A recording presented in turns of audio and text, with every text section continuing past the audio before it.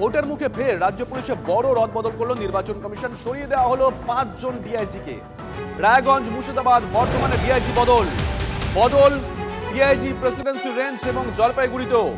আগেই DGP, 5 কমিশনারেটের CP, ADG আইন শৃঙ্খলাকে সরিয়ে দিয়েছিল নির্বাচন কমিশন।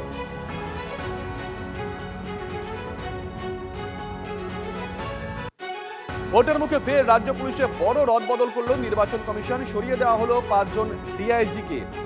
রায়গঞ্জ, মুর্শিদাবাদ, বর্ধমানের ডিআইজি বদল করা হয়েছে ডিআইজি প্রেসিডেন্সি রেঞ্জ এবং জলপাইগুড়িতেও।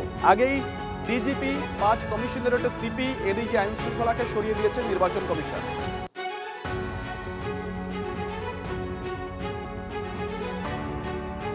পশ্চিমবাংলা ক্রমাগত দেখছে যে কোনো একটা কারণে বিজেপি যারা জিততে পারবে না, তারা এতদিন তো বিভিন্ন প্রতিষ্ঠানগুলোকে ব্যবহার করলেন। বাংলায় নির্বাচন এলে সিবিআই, ইডি, এনআইএ, আইটি সবাই চলে আসতো। তারপর ইসিআইয়ের মাধ্যমে এসআইআর করে একবারই ভোটের সংখ্যা কমানো, আর তারপর দেখানো যে বাংলার আইএস আইপিএসের মধ্যে একটা বিভাজন তৈরি করা। এই সবটা বাংলার মানুষ দেখছে। এটা কিন্তু বাঞ্ছনীয় কিংবা শোভনীয় নয়। এটা অত্যন্ত অপমানজনক, দরকারই ছিল না। যারা ছিলেন তারাও যোগ্য, যারা এসছেন তারাও যোগ্য।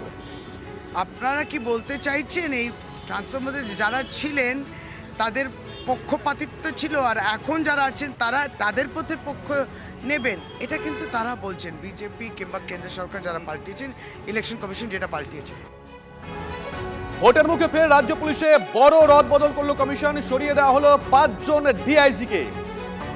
দেবজিৎ সরকার এই মুহূর্তে আমাদের সঙ্গে রয়েছেন। দেবজিৎ বাবু, শুভজিৎ রয়েছে। শশীবাজার বক্তব্য শুনছিলেন। তৃণমূল কংগ্রেস যে অভিযোগটা করছে, নির্বাচন এইসব করে মানে এইরকম ভাবে অফিসারদের সরিয়ে বাংলার আইএস আইপিএস অফিসারদের মধ্যে একটা বিভাজন তৈরি করার চেষ্টা করছে। গত 1.5 দশক জুড়ে পশ্চিমবঙ্গে তৃণমূল কংগ্রেস আর প্রশাসন তো একই জিনিস ছিল। তৃণমূল কংগ্রেসের যে কোনো অপরাধ, তৃণমূল কংগ্রেস কর্মীর যে কোনো অপরাধ প্রশাসন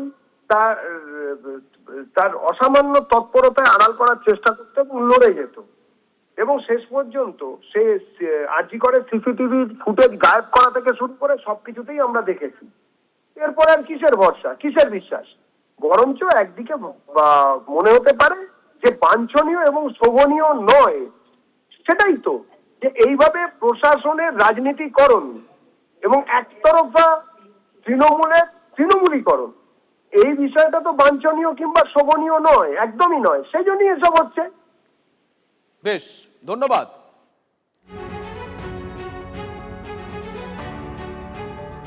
অফিসার বদল নিয়ে মমতার নিশানা কমিশন। বিজেপির কথায় মেঘনাদের মতন নয়, পারলে সরাসরি খেলুন। গতকাল কমিশনের বিরুদ্ধে সরব হন মমতা বন্দ্যোপাধ্যায়। বিনীত গোয়েলের মতো মানুষকে, পারভিনের মতো মানুষকে, মুরলির মতো মানুষকে, সুনীলের মতো মানুষকে, এরকম অনেক এসপি সহ যারা এলাকায় দুর্গাপুজো শান্তিতে করে, কালী পুজো শান্তিতে করে, ঈদ শান্তিতে করে, কেন দাঙ্গা লাগার কোনো অভিপ্রায় আছে নাকি? ঈদের আগে কেন সরালেন এদের সবাইকে?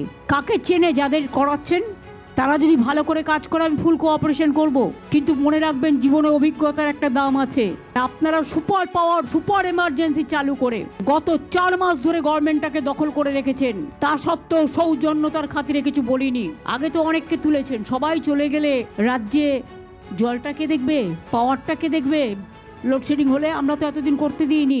এখন কোন রকম কোনো ঘটনা ঘটলে প্লিজ দয়া করে আমাকে কেউ দোষ দেবেন না। টুটি চিপে ধরবেন বিজেপি, রাজনৈতিক টুটি।